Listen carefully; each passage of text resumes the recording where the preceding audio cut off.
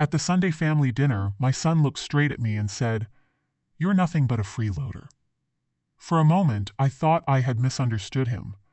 I was sitting at the head of my own dining table, inside the house I had paid for with my late husband, while my 36-year-old son lived there without paying a cent. His wife and child lived there too. I covered the electricity, water, internet, groceries, insurance, and nearly every expense they conveniently forgot to mention. Yet somehow I was the freeloader. I placed my fork beside my plate and looked directly into his eyes. "You have 24 hours to leave." The words landed heavily. My daughter-in-law, Marissa, froze with her glass halfway to her lips. The confident smile she usually wore around me disappeared.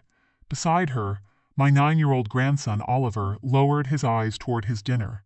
Seeing his sadness hurt more than my son's insult, but it also reminded me why I could not surrender again. 2 years earlier, when my son, Daniel, lost his apartment after a series of reckless financial decisions, I had opened my door immediately. I was 66, widowed and living alone in a quiet suburban home. I believed family helped family. I never imagined kindness would become an invitation for disrespect. At first, Daniel promised the arrangement would be temporary. He said he only needed a few months to recover. Marissa thanked me constantly. They helped with chores and treated my home with care. Then the gratitude faded. Daniel began leaving dirty dishes everywhere. Marissa criticized the food I bought and demanded expensive organic brands. They took over the living room, invited guests without asking, and acted irritated whenever I wanted to use my own kitchen. Slowly, I became invisible. I was no longer Daniel's mother. I was the woman who stocked the refrigerator, paid the bills, watched Oliver, and stayed out of the way. That evening, Daniel leaned back in his chair and laughed nervously. "Mom, don't be dramatic. I only meant you should help more with Oliver instead of spending all day in the garden. Marissa and I actually work." I stood and collected my plate. 24 hours, I repeated. "Are you serious?" Marissa asked. "Completely." Daniel shook his head. "You'll calm down by morning." I walked to the kitchen sink. "No, tomorrow evening I expect your belongings to be gone." They believed I was having an emotional outburst. They assumed I would feel guilty, apologize, and pretend nothing had happened. They had forgotten something important. I had spent my entire life taking care of other people. I knew exactly how much strength it took to stop. The following morning, the smell of coffee filled the kitchen. Daniel and Marissa came downstairs laughing as if the previous night had never occurred. Marissa opened the refrigerator. "Are you going shopping today?" she asked. "We need oat milk and I want fresh salmon tonight." I sat quietly at the breakfast table, holding my tablet. "No," she stared at me. "No," she repeated. "You heard me. I don't have time to shop." "Then you should order food." Daniel frowned. "Mom, what is this?" I locked my tablet and stood. "You have 20 hours left. Packing would be a better use of your time." Neither of them understood that while they slept, I had already made decisions. I had canceled the credit card Daniel used for personal expenses. I had removed him from my vehicle insurance. I had ended the premium subscriptions they watched every night. I had not shouted. I had simply closed every door they had mistaken for an entitlement. Daniel grabbed his briefcase and walked toward the entrance. Then he reached for the keys to my SUV. The hook was empty. "Where are the keys?" he demanded. "In my pocket." "I'm late. You can take the bus." His face turned red. "That's my ride." "No," I replied. "It is my vehicle." He stepped closer. "I'm your son, and you are an adult who has spent 2 years living at my expense." Marissa crossed her arms. "This is ridiculous. Give him the keys." I walked past her and entered my study. Before closing the door, I looked back. 18 hours. For the first time, Daniel's expression changed. He was beginning to understand that I was not asking them to leave. I was taking my home back. The front door slammed so hard that the windows rattled. From inside my study, I heard Daniel muttering as he walked toward the corner bus stop. Marissa remained in the kitchen, opening cabinets and closing them with unnecessary force. I returned to my desk and continued reading. For 2 years, I had allowed their moods to control the atmosphere of my home. If Daniel was frustrated, everyone became quiet. If Marissa was annoyed, I changed my plans to avoid an argument. I had confused keeping the peace with surrendering my peace. That morning, I finally understood the difference. At noon, Marissa returned from a fitness class with 2 women following behind her. Their laughter filled the hallway. She had done this many times before. She invited people without asking, occupied the living room, and expected me to disappear into my bedroom. But that day, I stayed exactly where I was. A few minutes later, her voice echoed through the house. "Clara," I opened my study door. Marissa stood in front of the pantry with both doors wide open. The shelves were empty. "Where is everything?" she demanded. "The food I purchased is stored elsewhere." "What do you mean?" "I mean it belongs to me." Her friend stood awkwardly near the sofa. "I plan to make a snack board," Marissa said. "There's no cheese, fruit, or anything. You and Daniel both earn salaries," I answered. "If you want to entertain guests, you can buy your own food." Her face hardened. "You hid groceries from us?" "I protected groceries from people who insulted me while eating them." The room became silent. One of her friends picked up her handbag. "I just remembered I have an appointment," she said. The other quickly agreed. Within a minute, both women had left. Marissa stared at the closed front door. "You embarrassed me. You embarrassed yourself. You're selfish." "No," I replied. "I am finished being used." She grabbed her phone. "You're going to regret this when Daniel gets home. You have 15 hours. I suggest finding moving boxes." She stormed upstairs. At 2:00, my phone rang Daniel. I let it ring before answering. "What did you do to my card?" he shouted. I heard restaurant noise behind him. "I canceled it." "You can't do that." "I'm having lunch with clients. The bill is nearly $200. And the card was declined. It is my card. You made me look stupid. That was not my responsibility. I don't have enough cash. Then solve the problem." "Mom," I ended the call. For years, Daniel had expected me to rescue him from every consequence. Whenever he made a mistake, he called me. Whenever money disappeared, I covered the shortage. Whenever his choices created trouble, I repaired the damage. He had never learned responsibility because I had always softened the landing. That ended now.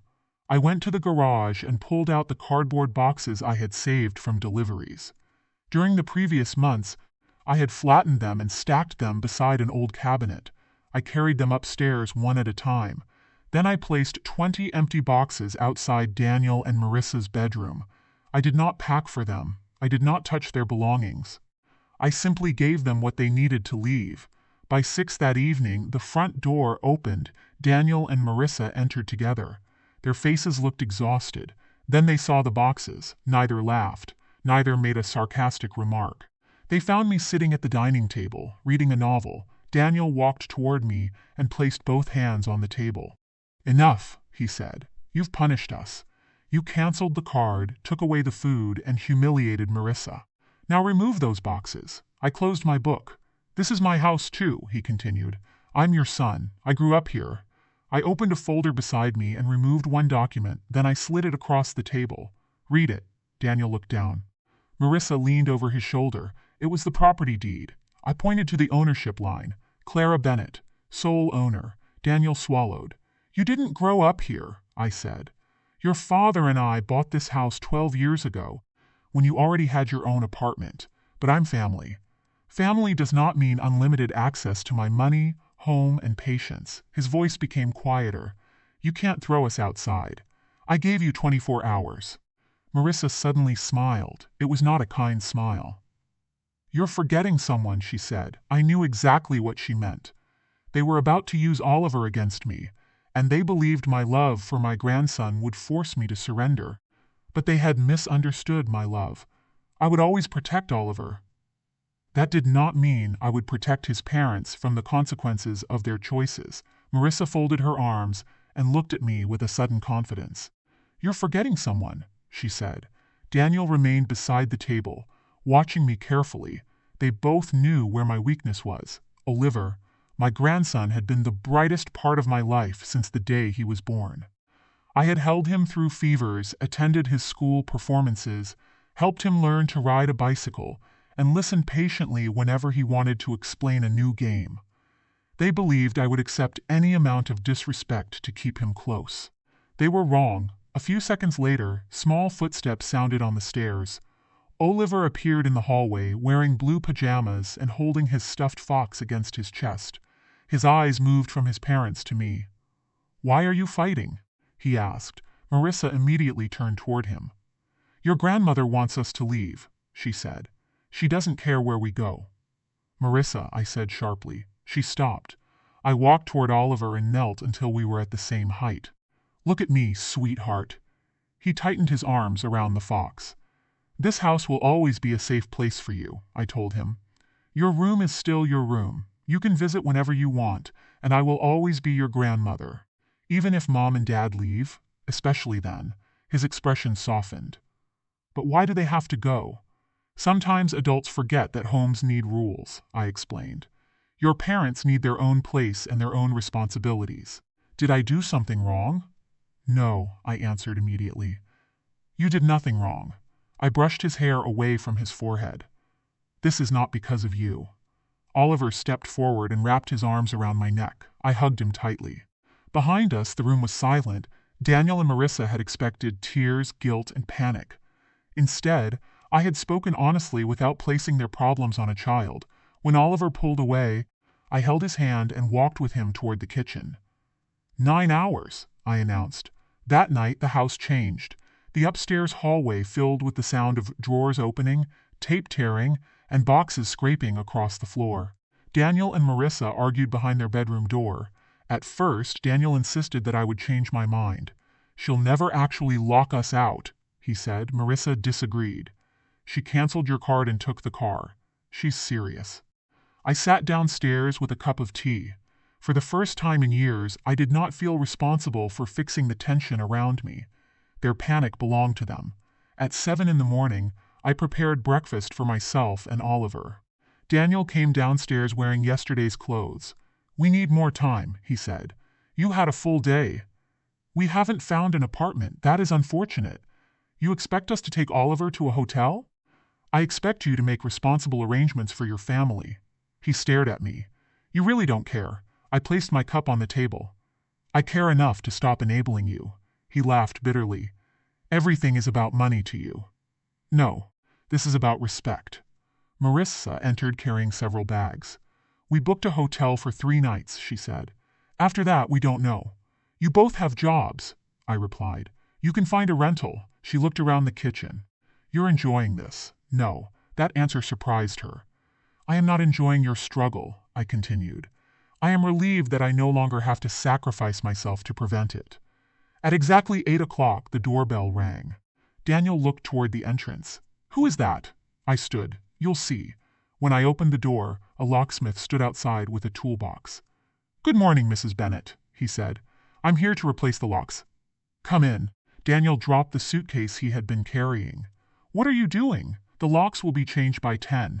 "We're still packing." "Then continue." Marissa's rushed downstairs. "You called a locksmith?" "Yes, you're unbelievable." I was clear about the deadline. The locksmith removed his tools. The sound of the electric drill filled the hallway. Daniel stared at the damaged old lock as if watching his final hope disappear. "You can't do this to us," he said. "I already have. You're destroying our family." I looked at him calmly. "No, I am ending a situation that was destroying me." For 2 hours they packed without stopping. When the boxes ran out, they used large black bags. Oliver sat beside me on the sofa, quietly drawing pictures. I made him hot chocolate. Every few minutes, Daniel looked toward me, waiting for guilt to appear. It never did. By 10 o'clock, the rental car was full. Only one thing remained. The final goodbye, and Daniel still believed one last accusation could make me change my mind. By 10 o'clock, the rental car was packed almost to the roof. Suitcases filled the trunk. Black bags were wedged behind the front seats. Several cardboard boxes sat on the back floor, their labels written in hurried, uneven letters. Daniel carried the final suitcase through the hallway, then he stopped beside me. "I hope you're happy," he said. His voice was cold. But beneath the anger, I heard something else. Fear. For the first time in years, he had nowhere to hide from the consequences of his decisions. I looked at him calmly. "I'm not happy that it came to this." "Then stop us." "No." He stared at me. "You're choosing this house over your family. I am choosing dignity inside my own home. You're destroying everything." No, Daniel, I'm protecting what is left. Marissa walked toward the door while holding Oliver's backpack. Come on, she told him. Oliver turned toward me. Grandma, when can I come back? You can come on Saturday, I answered. We'll go to the park, and afterward we'll make pancakes. He smiled. Chocolate chip pancakes? Of course. I knelt and hugged him. Your room will stay exactly the way it is, I whispered. Nobody is taking it from you. He hugged me tightly. I love you. I love you more than all the stars. When I stood, Daniel was watching. For a brief moment, his anger weakened. Then he picked up Oliver's backpack. We need to go. They walked outside. I followed them to the porch. Daniel opened the car door for Oliver and turned back toward me. You'll regret this, he said. Maybe, I replied, but I would regret losing myself even more. Marissa shook her head. You could have handled this differently. So could you. Her expression hardened. You treated us like strangers. You treated me like a servant. She had no answer. The locksmith stepped toward the front door. Daniel looked at the new lock. You really changed everything. Yes. The car engine started. Oliver pressed his hand against the window. I raised mine in return. Then the vehicle moved down the street. I watched until it disappeared. There were no tears, no dramatic apology. No final promise that everything would return to normal. The front door closed. A second later, the new lock clicked. The sound was quiet. But to me, it sounded like freedom. I stood in the hallway for several minutes. The house felt unfamiliar. It was peaceful. No television blared from the living room. No one complained about dinner. No one demanded that I buy groceries or change my plans. The silence was not lonely. It was mine. I walked through every room. The kitchen counters were clean. The hallway was empty. The living room belonged to me again. I opened the curtains and allowed sunlight to fill the house. Then I made coffee. For 2 years, I had lived as though my own comfort mattered less than everyone else's. I had rearranged my schedule, spent my savings, and ignored insults because I feared being called selfish. But peace had a price. Sometimes, that price was disappointing people who benefited from your lack of boundaries. During the following week, Daniel did not call. He believed silence would punish me. At first, I missed Oliver terribly. Then I reminded myself that loving my grandson did not require surrendering to his parents. I spent the week doing things I had postponed for years. I hired a landscaping company to handle the heavy work in the garden. I enrolled in a watercolor class at the community center. I replaced the worn curtains in my bedroom. I also reviewed my finances. Without supporting 2 adults, I was saving nearly $1,500 every month. For the first time, retirement no longer felt frightening. It felt possible. One Saturday morning, my phone rang. Daniel, I answered. Hello. Oliver wants to come over. Bring him. There was a pause. That's all? Yes. You're not going to apologize? No. You're not going to ask where we're staying? You can tell me if you want. He sounded irritated. We found a small apartment. Good. We're managing. I'm glad. Another silence followed. Then he said, We'll be there at 10. When the call ended, I smiled. I prepared Oliver's favorite snacks and placed fresh sheets on his bed. At 10, Daniel parked outside. He walked to the porch with Oliver. His greeting was stiff. Morning. Good morning. Oliver ran inside. Grandma. I opened my arms. For the rest of the day, we played board games, visited the park, and made chocolate chip pancakes. Daniel returned in the evening. He remained outside while Oliver hugged me goodbye. Before leaving, my son looked toward the house. You seem different, he said. I am. How? I finally learned that love with boundaries becomes permission. He said nothing. Then he nodded once and walked away. That night, I locked the door. The new key turned smoothly. I went to bed knowing my peace no longer depended on anyone's approval. But one final change was still waiting, and it would reveal whether Daniel had truly learned anything from losing the home he had taken for granted. A month passed after Daniel, Marissa, and Oliver left my house. The change was immediate. The hallways no longer carried the tension of people avoiding one another. I could cook whenever I wanted, sit in the living room without being pushed aside, and spend an afternoon in the garden without hearing complaints that I was wasting time. Most importantly, I stopped feeling like a guest inside my own home. My watercolor class became the highlight of every Thursday. I met people starting new chapters after retirement, divorce, loss, or years spent caring for others. One afternoon, our instructor asked us to paint a doorway. I chose the front door of my house. I painted it open, with warm light behind it. Then I painted a small silver key beside the threshold. The picture reminded me that boundaries were not walls built to punish people. They were doors I had the right to open or close. Daniel continued bringing Oliver every weekend. At first, our conversations were short.